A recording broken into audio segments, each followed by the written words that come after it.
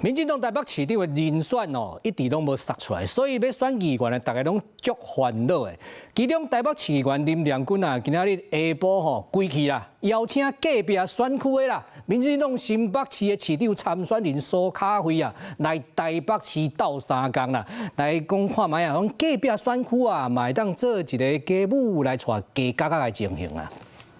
民进党台北市议员林亮君今天下午举行了只写带急救课程的活动，但仔细看，跟他同框的是隔壁选区，也就是民进党新北市长参选人苏巧慧。由于呢，民进党在台北市长的人选部分至今是还没有出炉，也被解读这样子是不是跨区支援找母鸡？带你来听。我会拼尽全力，全力以赴，也会照顾好我所带领的新北队。但是其实全国各地。 甚至不只是这个台北市，只要任何能够为民主价值奉献的年轻人，我觉得我们都有义务要帮助他们。过去我们在担任学生运动的这个期间巧慧委员就一直非常关心我们年轻朋友。那当然除了巧慧委员以外明天吴思瑶委员也会陪我前往市场扫街可以听到苏巧慧是表示说自己在新北市长的选战当中，当然是会全力以赴，不过也希望可以带动其他的地方，包含不只是台北，甚至到全国都有可能。至于台北市长民进党的人选部分，原本传出希望在农历年前可以完成提名，但是据了解，现在这个时程恐怕要再往后了。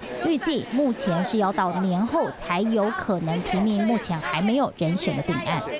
你好，我是宋彦明。想掌握最及时的新闻资讯吗？赶紧订阅、按赞、开启小铃铛，锁定华视新闻 YouTube 频道。